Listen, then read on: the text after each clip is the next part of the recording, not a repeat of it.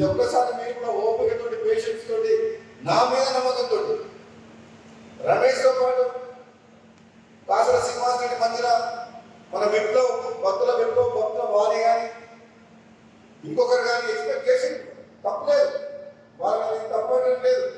మన రాజకీయాల్లో ఉన్నప్పుడు మనం అత్యున్నత పదవి కోరుకోవడం తప్పలేదు. కానీ కొన్ని సమీకరణ వల్ల కారణాల వల్ల మనం రమేష్ని సెలెక్ట్ చేయడం జరిగింది. దాన్ని అర్థం చేసుకుని మీరు కూడా వాళ్ళందరూ కూడా సహకరించినందుకు మీ అందరికీ కూడా నేను ధన్యవాదాలు చెప్తున్నా. ఎందుకంటే మీకు కూడా సమయం వస్తుంది. రాజగోపాల్ రెడ్డి అంటే ఎవరో కొందరి మనిషి కాదు, అందరి మనిషి, అందరి మాట రాజగోపాల్ రెడ్డి. మీరు ఎవరు అన్యాయం చేసేది కాదు.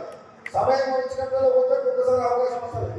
ఇప్పుడు రమేష్ పోయినసారి 2 రాజు ఉండేది, ఈసారి రమేష్ వచ్చి బాగుంది, రమేష్కి వచ్చింది. రేపు ఇంకొకరికి అవకాశం వస్తుంది. మనందరం ఇది అధికారం శాశ్వతం కాదు. అధికారాన్ని పదవితో బాధ్యతగా స్వీకరించడం ఒక కిరీటం కాదు. కాబట్టి తప్పకుండా మీకు కూడా అందరికి అవకాశాలు వస్తాయి. సమయం వచ్చినప్పుడు మీరు కూడా పనిచేసుకుంటూ పోవాలి. మీరు కూడా చాలా ఓపికతో ఉంటా. నాకు కూడా అధిష్టానం మాట ఇస్తామన్నారు.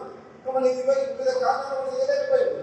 అయినా కానీ ఏదో కొన్ని సందర్భాల్లో మాట్లాడినా సరే ఈ ప్రాంత ప్రజలు కోరుకుంటుంది, ఈ ప్రాంతం అభివృద్ధి చెందుతుంది, మనకి మంది వస్తాయని చెప్పి ఎంతో మంది మీడియాలో కానీ టీవీలో కానీ పదే 2 సంవత్సరాల నుంచి వచ్చినప్పుడు నేను కొన్నిసార్లు మాట్లాడాలని చూద్దాంటే మీరు కూడా ఆలోచిస్తున్నా.